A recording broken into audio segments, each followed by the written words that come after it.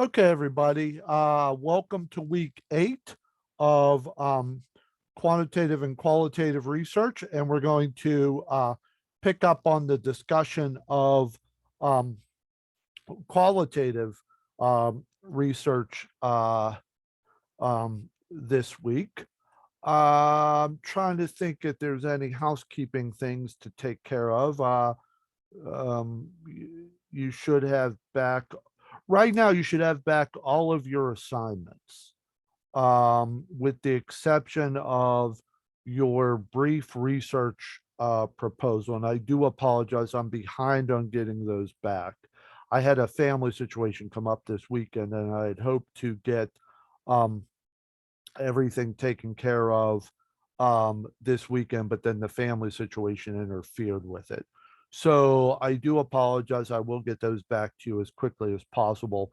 If you are working on your um, research proposal, your lengthy one, and you need to ask me something, please feel free to email. Otherwise, I will plan to get the brief proposals back to you within a couple days. This is the 8th class, so we have 2 more classes to go after this one. And this week, I wanted to talk specifically about uh, a specific type of qualitative research. And this is phenomenological research. And I'm going to pull up some slides here that I have about phenomena. So hang on one second here. I'm going to pull up my slides so we can get give me one second here. Let me just pull this up here. And I think, yeah, I'll do this and then I'll do this. Okay. Okay. So one of the reasons that I wanted to pull up a slide is I often have trouble even saying the word phenomenological um, research. So you see it right there. Phenomenological uh, research is um, a specific type of qualitative research. One of the things I'm going to try to do as we move forward in this course, excuse me, is to um, look at specific types of qualitative research because they all have their own um, uh, they all are done a little bit different. But probably one of the reasons I'm starting with phenomenological research is I would have to say that if there is one type of study that seems to be the sort of quintessential example of what researchers mean when they say qualitative research study, it's phenomenological research. Most of the time, when I have dissertation students talk to me about wanting to do some sort of qualitative research, what they are referring to is phenomenological um, research. And if you even look at the definition here, you can see that it fits a lot of what we mean and what we refer to when we talk about qualitative research. So it's also interesting to consider how qualitative research is a structured approach to interviews and surveys, but there still is a type of research that you can find that is called the narrative study, which is a much less structured type of research design. It's not narrative study isn't necessarily qualitative in that it's not really structured. Narrative study is more almost like a book, almost like a psychological biography.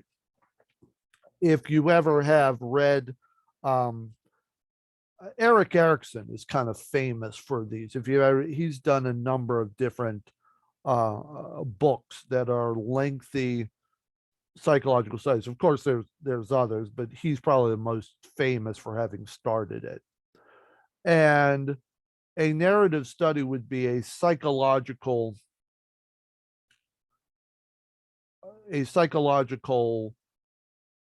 analysis, not psychoanalysis necessarily, but a psychological analysis of a specific individual. But it's not necessarily done in a structured way, or as in a standardized way, I should say. You know what? In fact, I keep using the word structured. What I mean is a standardized structure. In other words, there's a pattern of steps that you take across the board whenever you do a phenomenological study. And it is often a very detailed approach that takes a lot of steps and takes a lot of details that you have to collect in order to follow struct the standardized structure that is needed for a that is needed for uh, calling something a qualitative research study. Now, a narrative approach could be used for a research study, and it could be considered a qualitative research, but it doesn't have the same sort of standardized structure that a phenomenological study has. So, some other famous authors of the more recent types of narrative study. One is a famous psychologist called Michel Boutini, who does quite a bit of work on narrative studies, but they do not have the standardized structure that a phenomenological study would have. So whereas a narrative study reports the life of a single individual, a phenomenological study describes the meaning of several individuals of their lived experiences. And what is found in a phenomenological research study, here are some of the things that are focused on: the identification of a shared experience. One of the things you will see later when we talk about phenomenological research is the samples, or the the group of participants that are used tend to be more homogeneous than you might find in other types of qualitative research studies. And the reason for that, excuse me, um, the reason for that is because of this. You want to see that they have a shared experience, that there is a similarity between all the participants in what they've experienced. So it may be that, I know that in the class we've talked about individuals who've had unusual sensory experiences, what other people might call a hallucination. That would be the example of a shared experience. So if you were doing this qualitative study of people who have experienced what might be called a hallucination, or might be called a religious emergency or whatever, that would be the shared experience. So regardless of what may be different about the group, they are going to be homogeneous. They are going to be similar in this shared experience. They will all have had this similar shared experience. And what you are really trying to identify with phenomenological research is how did they experience this shared experience? So what is consistent about this shared experience in terms of how the individuals experience this? So it's basically what is the actual shared experience? We can say that you had a shared experience in that everybody had a similar thing happen to them. But what exactly it meant and how it was experienced, that's what we're looking for in phenomenological research. So this is a way to put that. You are actually trying to identify what the shared experience is. What you know everybody has in common is a shared phenomenon. You know they both shared the same thing happened to them, but what you are trying to find out is what was the actual experience that they had. Excuse me a second here. Okay, I apologize for that. I just had to stop to get some water. So let me go back to our slides here. So, okay, so what you have with the in phenomenological research, it's called a shared experience when it's discussed, but really what it is the individuals are experiencing a shared phenomenon, and you were trying to figure out what is the shared experience that they all have had from it. What did they take away from it? And here, was the essence of the experience? What was experienced and how was it experienced? That's what you're looking for in phenomenological research. We know that everybody had the same thing happen to them. They all had this same shared phenomena. What we're wondering is what was the experience like? What did they take away from it? What was the shared experience from these individuals who had the same shared phenomenon? It is uh, it is the study of the lived experiences of persons. So we all know that they had the same thing happen, but what was the actual experience like?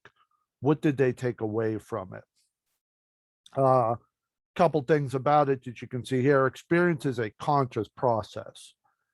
You are not necessarily delving into the um, subconscious or unconscious experiences. You're trying to figure out what was the actual conscious process um, that they took away from it. So when you're talking about experiences, you're actually looking at what stayed in their brain, what stayed in their mind about what happened.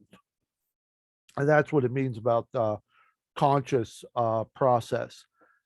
Um, it's actually interesting to keep in mind that this is something that differs from many narrative studies. You remember a couple slides ago here, the reference was made to narrative studies.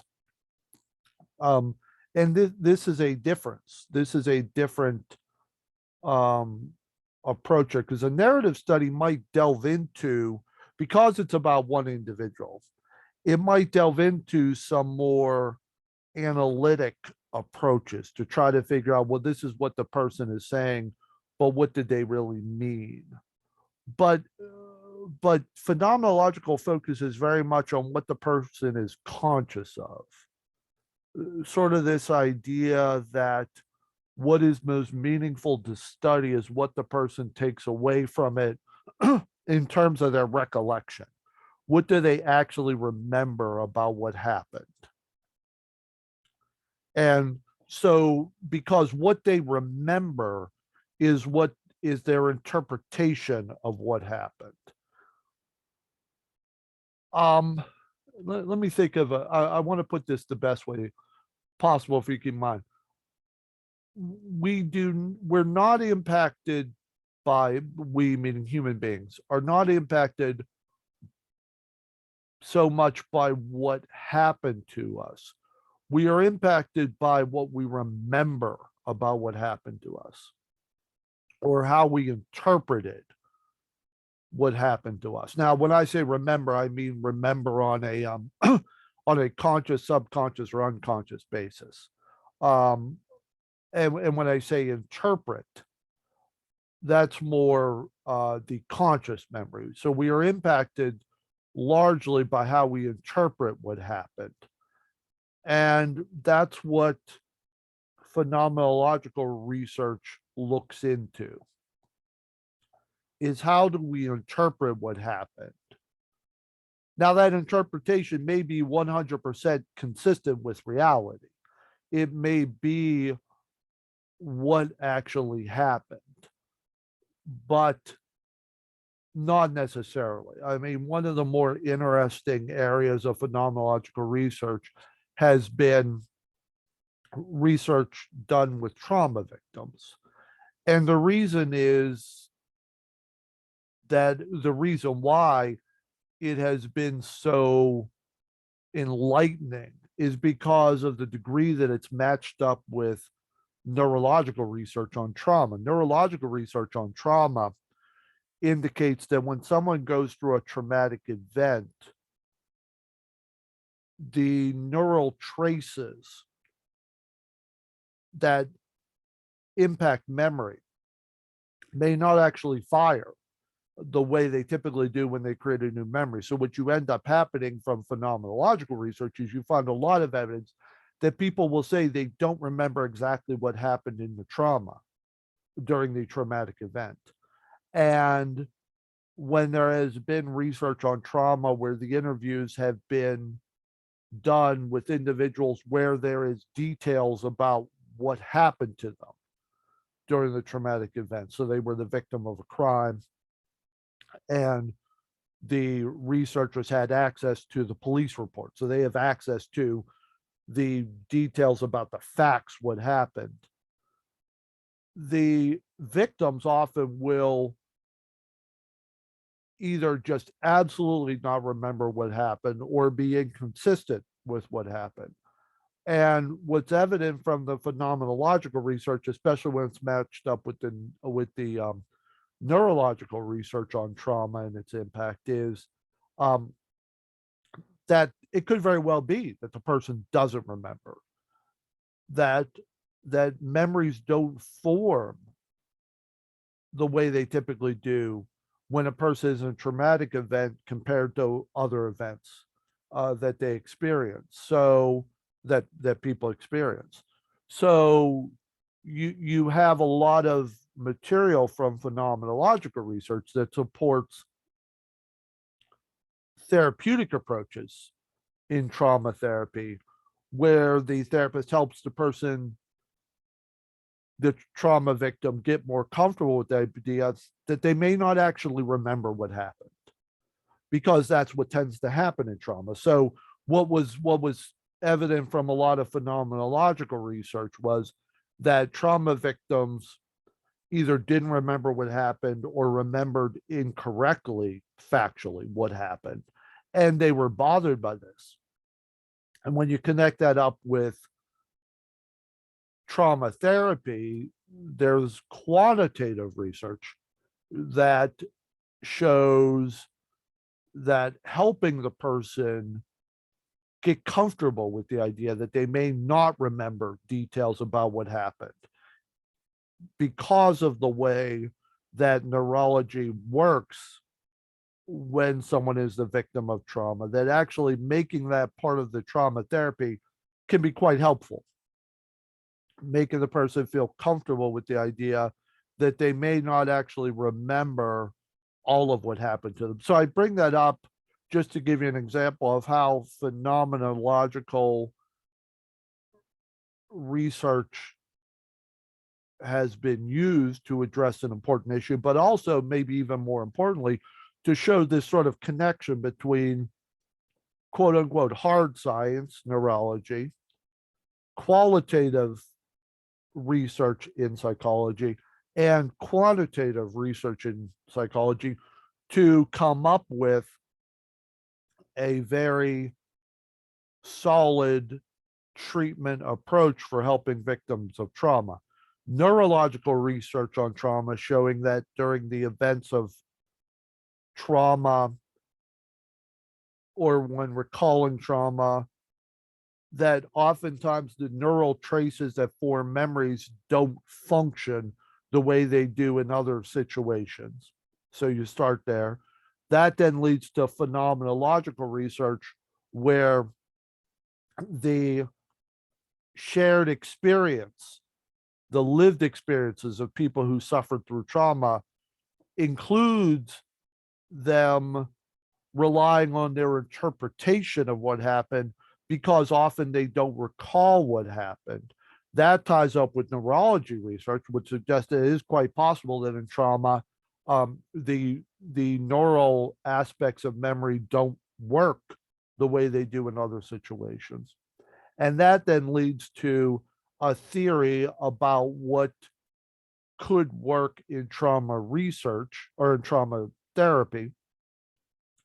That theory is put to the test using quantitative research, testing the effectiveness of a clinical approach that emphasizes helping victims of trauma get more comfortable with the idea that they may not recall all of what happened or may not recall it concretely. And that's put to the test, and that shows that it actually ends up being an effective form of treatment. So you've got scientific research, more biological science research, what might be called a quote unquote hard science, connecting up with qualitative research idea in psychology, then leading to a theory about what could work in trauma therapy, then leading to a quantitative research topic, leading to a direct type of treatment that can help victims of trauma. So this is really at the heart of it. IPA, the term for phenomenological research. I forgot what the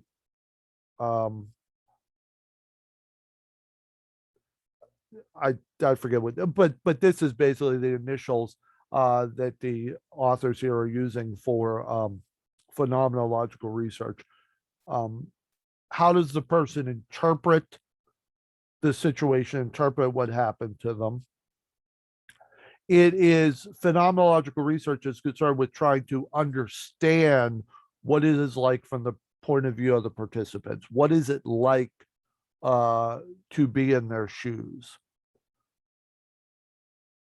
The interpretation, the sort of base of phenomenological research, the sort of base idea here, is that people try to make sense of their personal and social world, and you're trying to gather information to show how they are going about trying to make sense of what is going on around them and what they have experienced. So it's interesting how this is put. This is interesting to consider that the participant, remember in qualitative research, what we would call a subject in a quantitative research study is called a participant in qualitative research. So the participant is trying to make sense of their personal and social world, and the researcher is trying to make sense of the participant. So the researcher is trying to figure out how the participant is interpreting what has happened to them. So the participant tries to make sense of the world. The researcher is trying to make sense of the participant and what this participant experienced. Now, purposeful sampling, what this basically means is this purposive sampling in qualitative research is essentially how sampling goes for finding participants throughout qualitative research. Because what purposive sampling means is you are finding people on purpose. In other words, it is not random sampling like you would have with quantitative research. It is finding people specifically for a, a certain purpose. And this is, notice this word again, homogeneous. Homogeneous meaning the participants all have something in common. There's a similarity on at least one major factor and possibly multiple factors.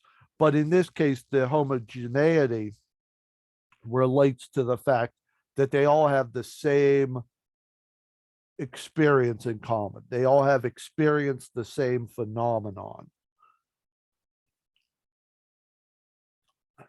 The research question that you're asking, and you do start with a research question in all qualitative research. You don't have a hypothesis, but you do have a research question. And the research question for phenomenological research is trying to identify the issues and experiences of considerable significance to the participants. What did they experience in that shared phenomenon? So they've all had the same thing happen to them, but what you are asking is what were the issues and experiences that came out as most significant to the participants? I want to address here snowball sampling. Snowball sampling is not something that you have to do with phenomenological research, but it can be helpful. Snowball sampling is essentially where you find one participant and then that participant is someone you try to encourage to go out and find other people to participate in this study. Now, they can't know if the person participates. I mean, the person may tell them, I'll give them a call. But you can't ethically let them know this person has been part of my study. But what you do in snowball sampling is you get a participant and then you ask them, hey, if you know of anybody else who's had this same experience, could you please let them know and encourage them to be part of the study? And then you kind of leave it at that. But that's often a good way of finding a group of individuals who've all had the same experience by finding one person who's had the experience and then asking them and encouraging them to go out and find other people, tell them about the study, and encourage them to participate. So that is what the term snowball sampling means. And qualitative research across the board, but particularly phenomenological research, usually involves semi-structured and one-on-one interviews. Semi-structured means that the questions are worded the same way for the interviews, but that the questions tend to be open-ended. And there may also be room in a semi-structured interview. There often is room for asking sub-questions based on the person's response. So you may ask them about whether they ever suffered depression. And you would ask them to explain their experience of what they call depression based on a trauma. Let's say you were doing a phenomenological research study on trauma, and you may ask them if they ever experienced depression that led them to seek out psychiatric help. If as they're opening, as they're giving answers to that question, based on whether their answer is yes or no, there may be, if their answer is yes, you may have other questions that you would ask. So, and ask them if they ever sought out psychiatric help is not a open-ended question, but asking them, you could, a semi-structured interview might be asking them a yes or no question, and then asking them more open-ended questions based on whether they said yes or no. So if they said yes, then you would ask them an open-ended question about what that experience was like. If they say no, then you just skip over the other questions. So semi-structured means A, that it's open-ended. So you're telling them what the question is, but you're leaving it up to them how to answer the question. And B, the the close-ended questions, the yes or no questions, the A, B, C, D questions, multiple choice questions, tend to be followed by open-ended questions that are based on what answer they gave to the close-ended question.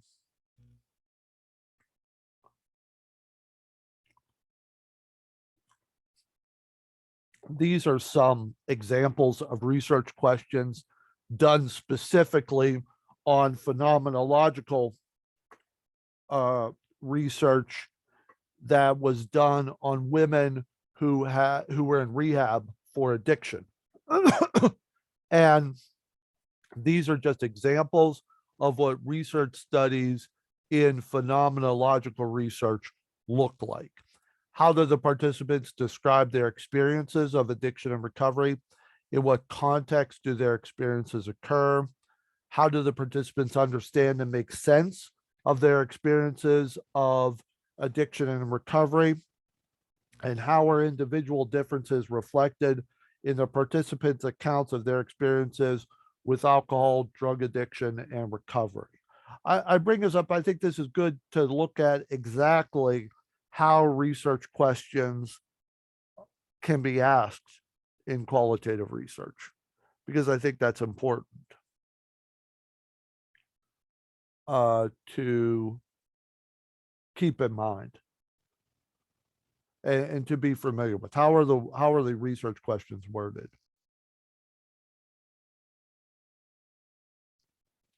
So, you know what, I'm going to describe these in a little bit detail.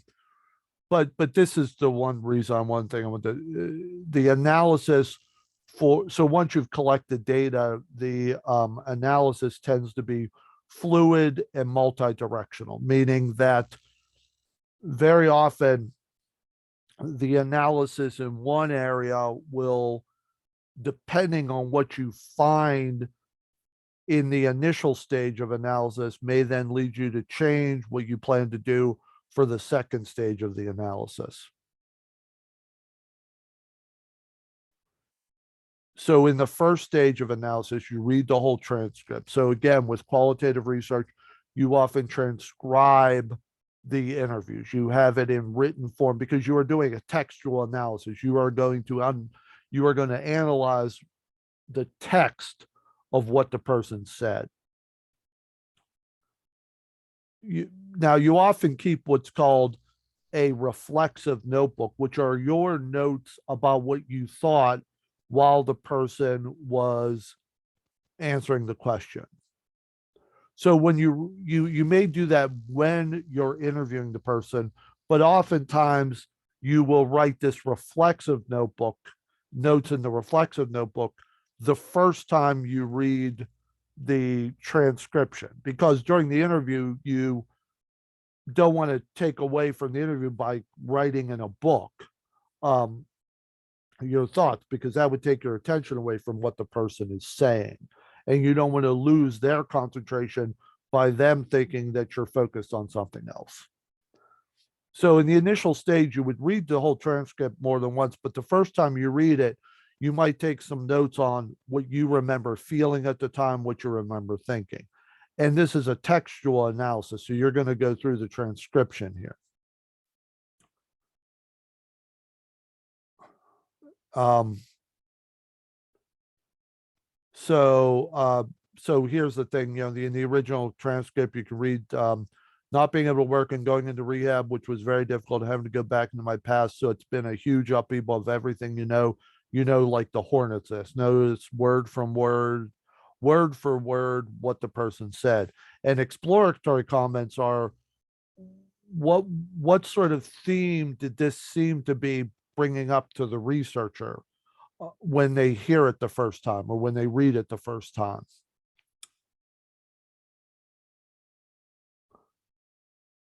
this more of an example is, so the second stage, I want to just go through the stages here. You return to the transcript to try to identify what the emerging themes are. Main task to,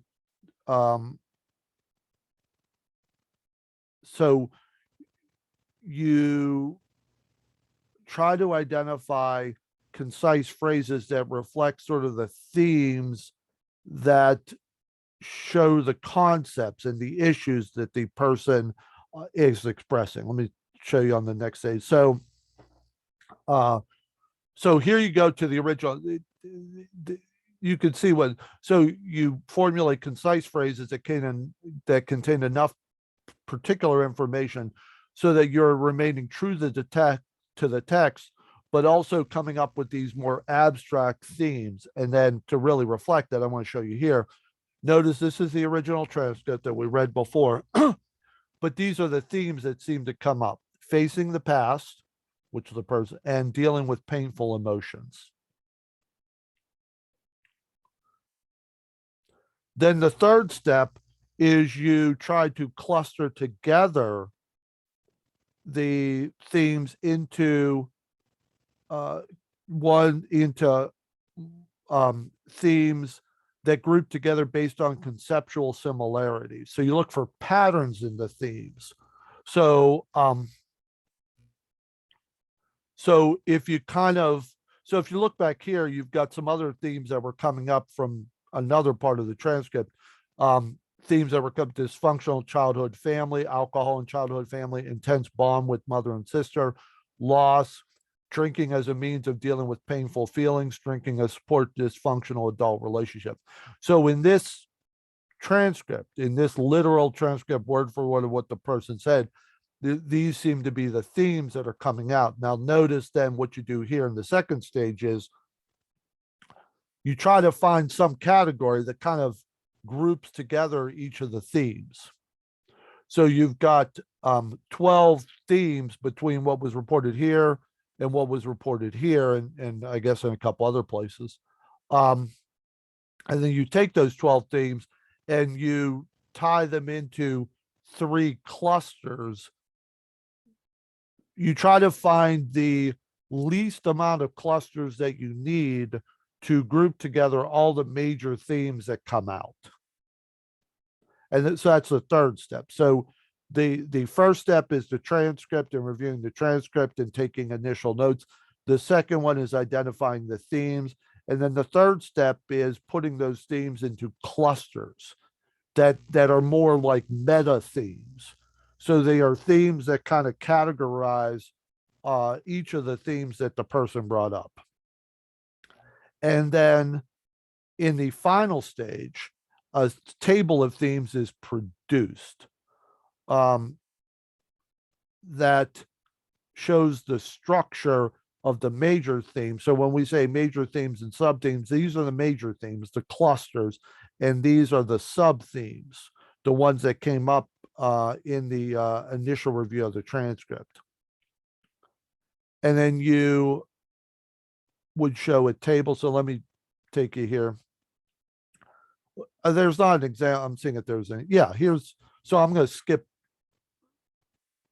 So what you do is you develop this table of themes. I'm going to skip over this next slide and show you this. So here's the table of themes. So you give examples of what the person said that reflected this theme, and then you talk about the sub themes. So basically, I'm going to go back here and notice what the table of themes is going to include. The table of themes shows the major themes and then the sub themes, and also give an example, and then a line number of the specific part of the transcript that this example comes from, so the person can go back and find it themselves. So notice that's what you have here. You have the major theme here, then you have the sub themes here, then you have the example quotes from each participant that reflects this sub theme, And then you have the line from the transcript that the sub-theme comes from. And then basically the narrative is you define what that means, and you define in some detail what you think those major themes and sub themes meant in terms of what the participants were saying. So I'm going to stop there. So basically, that's how phenomena. So in the end, what you then have is this table of major themes and sub themes, and then what you do in your discussion is say, okay, you analyze, what does that mean? What did we see there in terms of the commonality of how the participants were expressing their experience? It's very complex, and there's more to say about qualitative research, but I just wanted to show you more in that slide specifics about how that all works. Okay, let's stop there, and I'll see you all on Thursday.